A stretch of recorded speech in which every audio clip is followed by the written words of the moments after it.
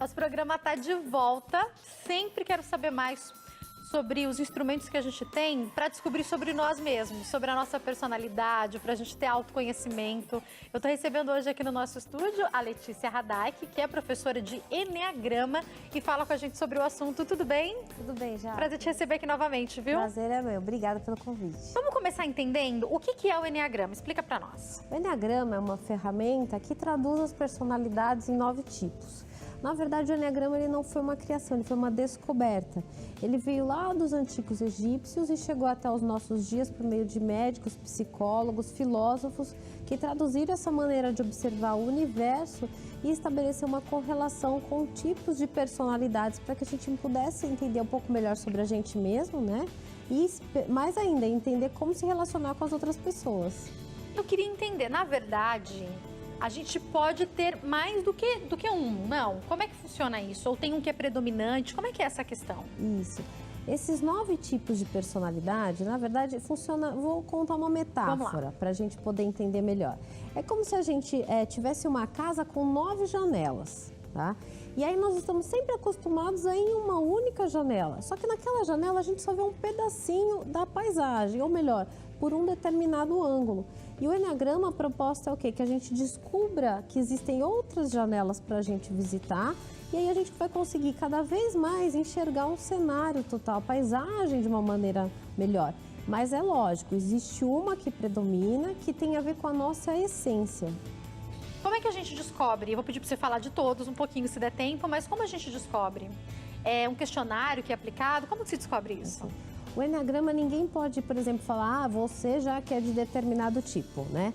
O Eneagrama é uma vivência, ele existe para que a gente possa vivenciar ele por meio de um curso, por exemplo, para você se autodescobrir. Ou então com um professor que já tem uma técnica, né? Como eu, por exemplo, eu sou formada por um instituto onde eu sou professora de Eneagrama e consigo, mediante uma entrevista de tipo, que a gente chama, e fazer algumas perguntas para poder ajudar a pessoa a chegar num determinado tipo que ela pode se encaixar, né? Mas não eu vou dizer a ela, vou dar quais são as possibilidades dentro dessa entrevista que a gente vem a ter. Eu quero, da outra vez que você veio, a gente falou sobre outro assunto, mas eu te fiz essa pergunta, que é se as pessoas se surpreendem com elas mesmas. Pode acontecer de a pessoa achar que é de um jeito e, na verdade, todo mundo a enxerga de uma maneira diferente?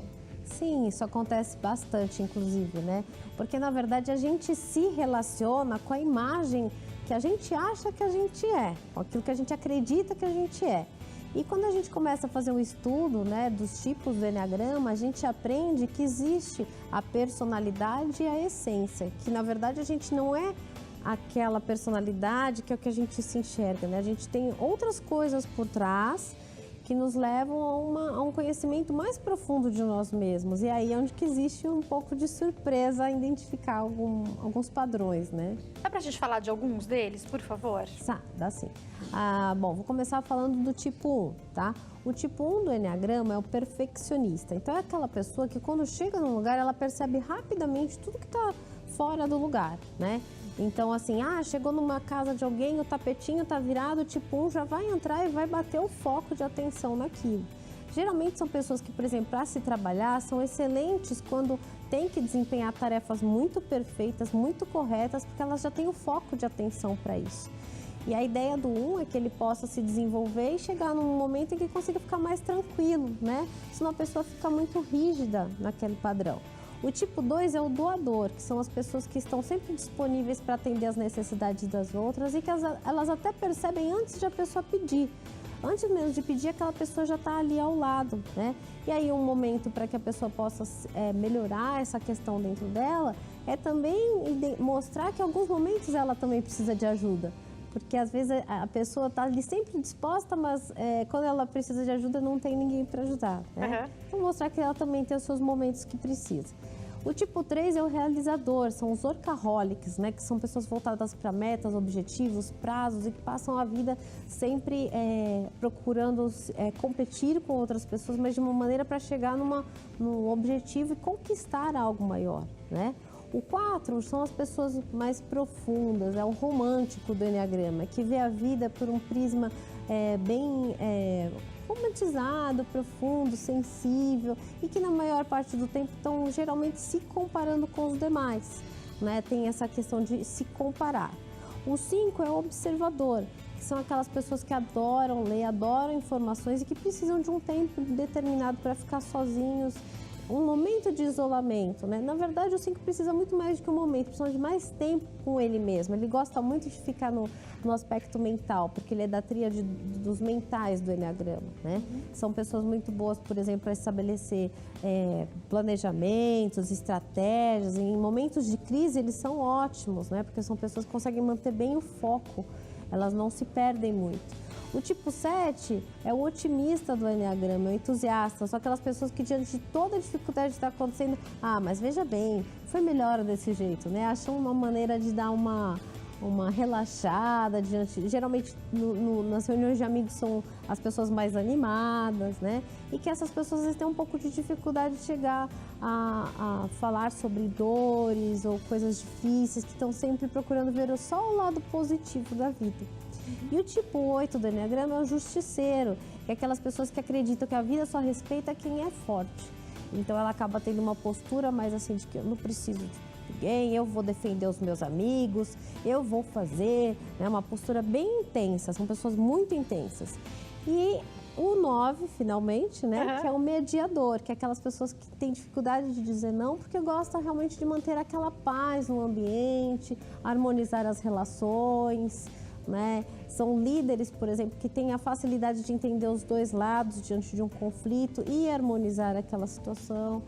Então, esses são os brevemente... De uma maneira breve, sim, cada um deles. Sim. Letícia, o que eu percebo com você falando, primeiro é que, assim como eu acredito que a maioria dos telespectadores se identificou com mais do que um, provavelmente. Mas é uma coisa interessante em tudo que você fala. Eu consigo encontrar aspectos positivos e aspectos negativos nos 9 que você falou para nós. E eu queria entender sobre isso. Existem pessoas que são muito uma coisa só. E existem pessoas que são um pouco mais divididas.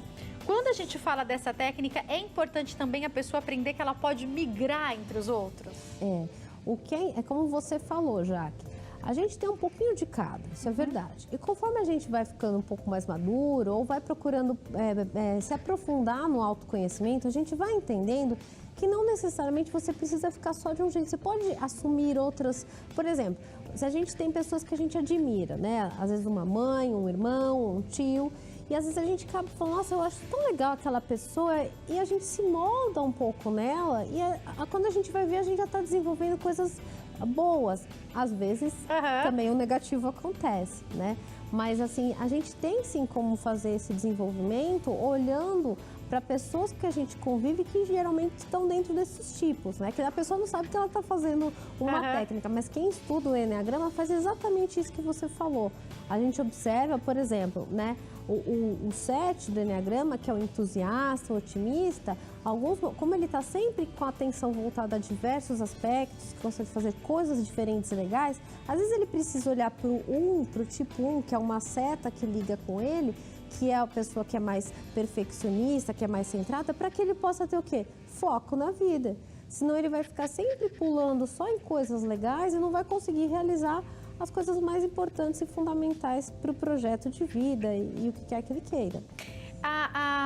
As diferentes fases da vida também exigem que a gente amadureça e exigem, portanto, também que a gente possa encontrar outros caminhos para a vida, não é isso? Isso, com certeza. Mediante dos problemas, das fases que a gente vive, né? A gente vai ter que acessar alguns recursos desses tipos, desses eneatipos, que são mais favoráveis e outros que a gente acaba, né, deixando de lado, né? Às vezes a personalidade ela é fundamental para passar até por um problema muito difícil, né? Não só a gente viver a questão das virtudes, mas a personalidade, às vezes, ela faz um sentido, sim, especial. Como fazer isso? Como que funciona esse processo? Quero imaginar, a pessoa te procura. É como se fosse uma terapia, leva um tempo, tem exercício para ser feito? Explica mais ou menos para gente. O Eneagrama, ele pode ser encaixado em diversas profissões, né? Então, eu vou falar como eu utilizo. Como eu já falei, eu sou grafóloga e coaching. Então, o que eu faço? Na escrita, já dá para perceber qual é o tipo de padrão que a pessoa tem desses 9, né? Qual que é o predominante. Na escrita já dá para... isso é sensacional, né?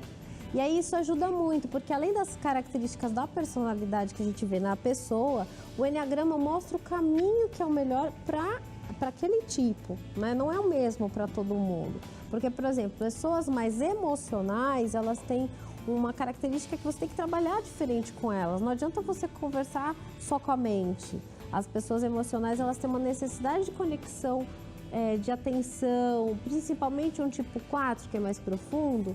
Não adianta um tipo mental querer conversar sobre pensamentos, mas tem que ter uma conexão de coração com coração. Então, por exemplo, num trabalho de coach, você sabendo quem é o seu cliente, qual desses tipos é o predominante, você vai saber se é uma pessoa com uma característica mais mental, emocional ou instintiva. Então, eu vou adaptar a forma de abordagem para essa pessoa com muito respeito, mas de acordo com o que ela é. Não eu como Letícia, terapeuta, mas como a Jaque é. Como que a Jaque é? Ela é mais mental, então eu vou colocar os exercícios que a gente vai fazer, por exemplo, da respiração ou da grafologia, de uma maneira bem racional, porque eu sei que você vai me entender super bem. Agora, se eu sei que você é mais emocional, eu vou te mostrar o porquê que a gente está fazendo isso. Então tem até, você pega até a abordagem certa, né, para a pessoa sabendo quem ela é, né? Exatamente. Agora, pode acontecer, de repente, um problema no casamento, de uma dificuldade com o filho, ou até de uma dificuldade de crescimento na vida profissional, justamente por não conseguir desenvolver outras áreas da personalidade? Com certeza, acaba realmente impactando, porque na personalidade a gente está reagindo só de uma maneira automática, né? E aí a gente acaba encontrando dificuldades nas nossas relações porque a gente nem percebe. Só que em um determinado momento, ou a vida dá um sacode na gente, né? E tira, ou coloca a gente numa situação meio confusa e a gente tem que mudar aquele padrão. Ou então a gente quer atingir um objetivo e falar, eu preciso achar um jeito de como conquistar, né? E as características da personalidade, geralmente é onde está o nosso maior ganho, em trabalhar e fazer ao contrário. A gente tem que colocar a nossa essência a favor da personalidade e não a personalidade a favor da essência. Explica pra gente um pouco sobre a essência, por favor. Sim. Por exemplo, o tipo 1 que eu falei, que é o perfeccionista, o que acontece? Na personalidade, ele enxerga que tudo tem que estar perfeito, tudo tem que estar correto, tudo tem que estar certinho. Só que a virtude do tipo 1, o que é? A perfeição. A perfeição, não a perfeição dele. É entender que a perfeição é divina. Que tudo é perfeito do jeito que está. O tipo 1 não consegue muito lidar com coisas que saem fora do padrão, entende? Então, por exemplo, se a pessoa está num relacionamento e ela descobre alguma coisa que não está legal e a vida dela vira um furdunço, ou alguém faz alguma coisa que aponta um defeito dela, o tipo 1 fica muito com muita dificuldade de lidar com isso. Só qual que é o ponto de crescimento? É entender que aquela situação está sendo mostrada para ele, aquilo mesmo no imperfeito, está perfeito. Que não é a verdade dele ou dela, é a verdade divina. É essa verdade que na imperfeição tem a perfeição. Então essa virtude é a virtude do 1. E cada um deles tem uma virtude, né? Cada um dos tipos tem a sua virtude. E esse trabalho precisa ser feito de uma maneira individual, com coaching individual, ou por meio da escrita, ou com qualquer ferramenta, para que a pessoa saiba qual é a sua virtude, o que está na sua essência. A gente não é a personalidade. E a pessoa na personalidade 1, o que ela vai? Ficar sempre muito dura, muito presa. O mecanismo de defesa do 1 é formação reativa. Então, assim, tudo que ele vê e não está certo, ele fica com raiva. E aí ele começa a ficar com o corpo duro, travado. E a vida começa a ficar, né? E o 1 tem o crítico interno que fala muito alto. Então, se ele ainda explodir ou mostrar que ele não está gostando, ele ainda fica com aquele crítico interno perturbando ele. Então, para nada acontecer, ele se fecha, né? E o autoconhecimento é importante porque ele começa a entender que a vida está perfeita, mesmo tudo errado, está tudo certo, né? É assim. Consegue encontrar o equilíbrio para viver, né? Como deve ser em todas essas personalidades. Exato. Agora, Letícia, eu queria compreender com qual idade a gente já forma uma personalidade ou já forma a nossa virtude principal? A virtude, na verdade, a nossa essência, ela já vem, né? Isso não é uma formação, ela já vem de Deus, ela já vem lá de cima. Então, o seu bebezinho já tem a essência dele e assim é, né? O ponto é que quando a gente tem entre 7 e 12 anos, a personalidade começa a se estabelecer. E aí o que acontece com a gente? Um esquecimento. A gente não consegue se lembrar o que a gente é em essência, o que a gente é na virtude, né? A personalidade vai se instalando e a gente vai colocando certos limites, né? Ah, não, o adequado, quando eu era criança, minha mãe ensinou que eu tinha que fazer tudo certinho, que é o caso do 1. Então, o 1, ele aprendeu que para ser amado, ele tinha que fazer tudo correto. E aí ele realmente ficou certinho e aí fica adulto e continua no padrão. A grande descoberta é saber o quê? Que a pessoa, em essência, quando ela foi concebida, era a perfeição divina. E quando ela acessa esses momentos, ela tem um ganho não só para ela, mas todo para o sistema que ela vive. Ela relaxa mais.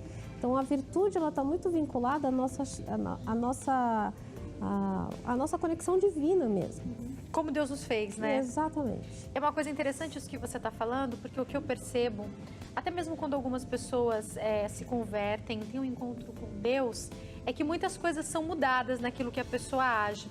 Mas existe uma essência dentro dela. Às vezes eu falo com alguém e essa pessoa fala: ai, mas é que eu sou muito explosivo. Então, Deus pode transformar a maneira como você age com isso. Mas, de repente, se Deus te fez mais dinâmico, tem um motivo para você ser mais dinâmico, para você ser mais pragmático. Então, aprenda a lidar com quem você é. Não é verdade, Letícia? É isso mesmo. A questão é a gente entender que dentro da gente tem tudo, né?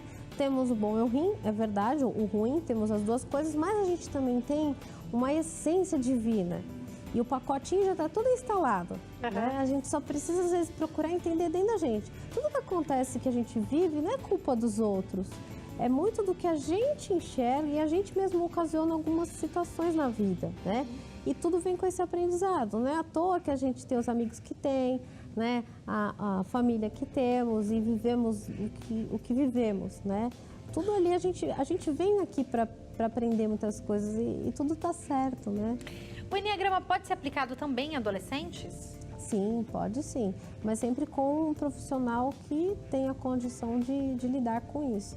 Acho que uma coisa importante da gente falar é quando a gente coloca Enneagrama na internet, por exemplo, no Google, como eu coloquei para a pesquisa do nosso bate-papo, vem um monte de informação lá. Cuidado com tudo que está no Google, né? Com certeza. Podem vir umas questões místicas, misturadas, enfim. Muita atenção para procurar um profissional sério se você quer trabalhar essa área, né? Justamente. Até porque o Enneagrama também é utilizado em empresas. Muito importante. Por exemplo, ferramenta de liderança, para você melhorar conflito entre as pessoas. Então, por exemplo, se eu sei qual é o seu tipo, você sabe qual é o meu, a gente vai se respeitar mais e vai se entender melhor. Então, é uma ferramenta de um profundo autoconhecimento que empresas também usam, tanto para gerenciar a equipe, como para escolher o líder certo para cada área, né? Então, é um mapeamento. O Enneagrama é um mapa de personalidades. É como se a gente olhasse as pessoas com uma lupinha, né? Entendesse como elas são para usar cada um em cada um. Fica até mais fácil gerenciar o trabalho a partir daí, né? Sim, exatamente. E não, com ela eu posso falar desse jeito, com o fulano eu tenho que falar de outro. E realmente um bom líder, ele tem que saber extrair o melhor de cada um de acordo com cada personalidade, né? Justamente. Foi um prazer te receber, viu? Muito obrigada. foi meu. Quem quiser entrar em contato com a Letícia, tem o site www.leticiaradaik.com.br e o telefone 0 operadora 11 9 8315 7414. Mais uma vez, uma ótima tarde. Obrigada. Obrigada.